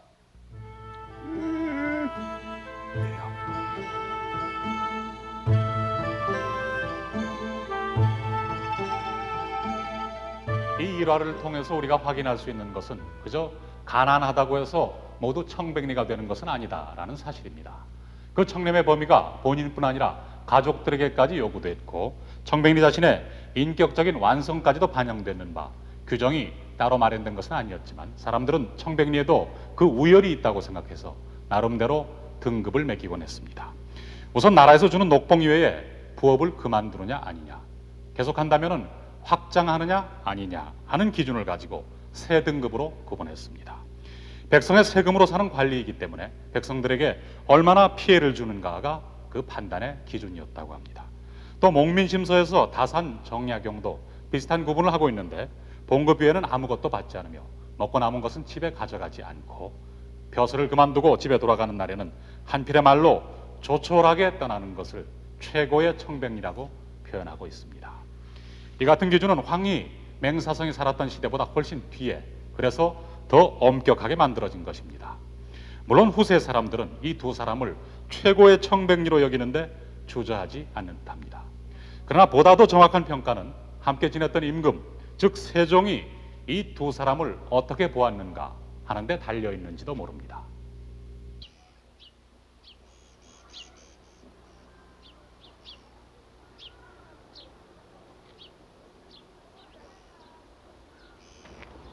허허, 이럴 수가.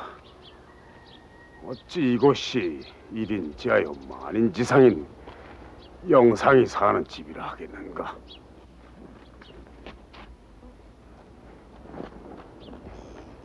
어디서 오셨습니까? 대감 계시느냐? 예. 어서 가서 대궐에서 큰 손님 오셨다고 아뢰거라. 큰 손님이요? 대감마님, 저 대궐에서 큰 손님. 무슨 일이냐? 전하! 부인 행차시 오니까 전하! 자, 안으로 드십시다.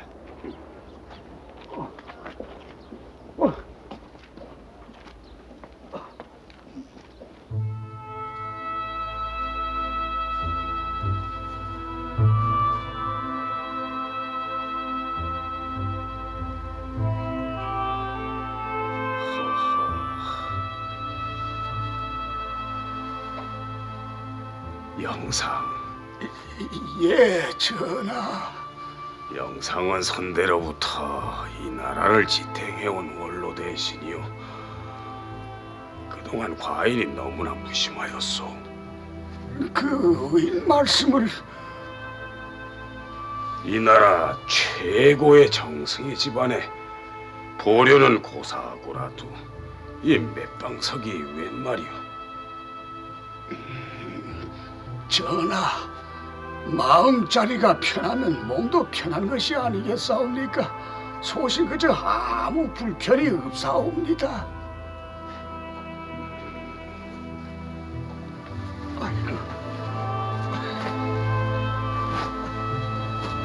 이 맷방석을 보니 등이 까칠까칠해서 등 긁기는 좋겠구만. 그러하옵니다, 전하.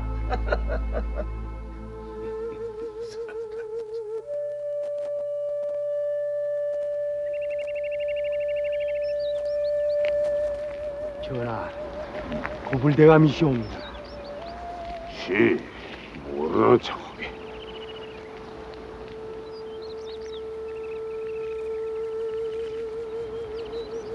저들이 바로 이 나라의 천년사직의 반석이자 억조 창생의 빛이로.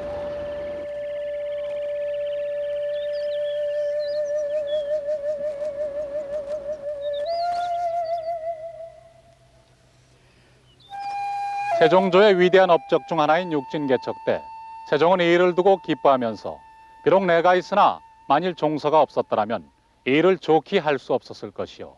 비록 종서가 있으나 만일 내가 없었더라면 능히 이 일을 이루지 못했을 것이다 라고 말했다고 합니다. 이 이야기는 황희와 맹사성에게도 그대로 적용될 수 있을 것 같습니다. 세종대왕과 같은 훌륭한 임금이 있었더라도 만일 황희 맹사성과 같은 명재상이 없었더라면 과연 그때와 같은 태평성대를 이룰 수가 있었을까요? 황희와 맹사성은 청백리적 삶의 모범을 보임으로써 세종의 선정이 훨씬 효과적으로 펼쳐질 수 있는 길을 열었다라고 볼 수 있기 때문입니다. 이는 곧 관리, 그 중에서도 높고 중요한 자리에 있는 관리의 행동과 사고방식에 따라서 한 시대가 어떤 모습으로 역사에 남는가를 말해주는 좋은 예라고 할 수 있겠습니다. 그렇다면 오늘날 우리 시대에 요구되는 참다운 재상, 관리의 모습은 과연 어떠한 것일까요?